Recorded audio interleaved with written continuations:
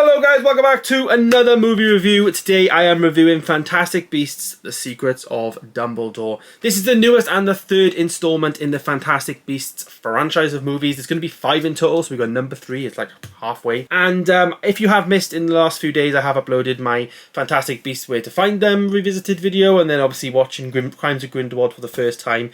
I did a retro movie review of. If you want to go and check those out, please do. Anyways, this is the third movie starring Jude as Dumbledore. We do get a recasting. Obviously Johnny Depp was fired from his role, and we do get that role now played by Mads Mikkelsen. And then of course Eddie Redmayne coming on board, back on board rather, as Newt Scamander. They're the 3 main people in this movie, although I will say Eddie Redmayne for me does play more of a backseat role in this movie. He doesn't really seem to be as prominent as he was in the other ones, in my opinion. I don't know, just doesn't really feel it.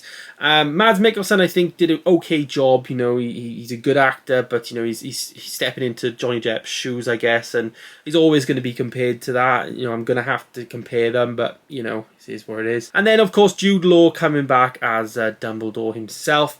Yeah. What I think of the film, I just can't get on with this franchise. Like the last 2, reviews I did, obviously, they're average films. They're nowhere near Harry Potter, and I think it's really hard for this franchise to get any traction, in my opinion, because it's always going to be compared to Harry Potter. It's always going to be. It's in the same world. It's in the same place. It's just set 80 years before. It's not like even hundreds of years before.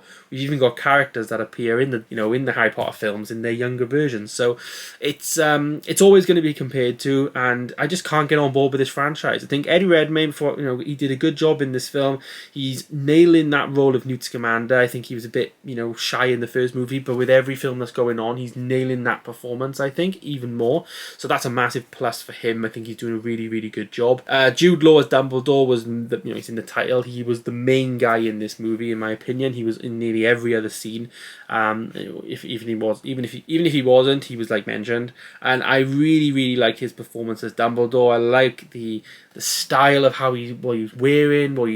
He's a really believable younger version of Dumbledore, in my opinion. Obviously Michael Gambon playing him in his older days in the movies, and I think even that, like putting him in the trailer and then showing him being younger, he is a big part of this film, of course. But this is grabbing all the headlines with this film is obviously Mads Mikkelsen. He is okay in this film. I do prefer Johnny Depp because I think I liked what he was doing with Grindelwald. I liked what he was doing with the whole look of him, and the fact that those are the type of looks that Johnny Depp does, and he does them really, really well. And Mads Mikkelsen just took the eye, really, and maybe it wasn't his decision, of course, but I really wish that they kept the same design. I know Johnny Depp went for the spiky hair, obviously, but I think he could have gone with the same hairstyle, but just like blonde. That would have been fine. But it was just too different to me, and it's a real shame for a big franchise to have to, obviously that has happened, and it's a real shame that Johnny Depp, for me, in my opinion, has lost that role, but it is what it is, I guess. But the film itself, I did think the effects did get a lot better. My criticism of the first one, I didn't really like the first movie at all, was that the CGI was really, really bad.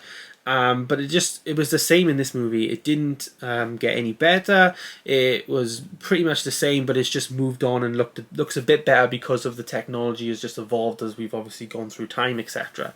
But the film is just, you ask me about this in a few days and I will just forget about it, and that's really a real shame. You come out of those films thinking, some bits are really, really good, and then all of a sudden it just drops off and you get a bit bored, and then all of a sudden you get really, really good again and it gets a bit bored again. It's not a really, really entertaining saga, in my opinion. I'm really finding it difficult to watch the films, and yeah, it hasn't been fun, I'm not gonna lie. I'm just gonna forget about these in the next few weeks. But rating the film, I'm gonna rate it the same as the other one, 6.5 out of 10. They're all just the same scope, and they're all just above average. They all do some things better than others. This one just focuses on Dumbledore and does the whole Hogwarts thing quite well, but you just come out of there thinking they're just doing these films for a quick buck. And it's really, really a shame that that's the case, but it just is. I just don't think they've executed this very, very well. For me, anyway, it doesn't just sit well with me in that sense. I just get a bit bored in these films. They don't really grab me. But a lot of the score goes to like the actors. The performances are really good, and the music is obviously really, really good as well, and the visuals are really good. But it just doesn't grab me. The story just doesn't grab me. It doesn't take me to a magical place. I don't really feel like I'm leaving my cinema seat and going to Hogwarts, or like it doesn't give me the special feeling like the Star Wars does and stuff like that.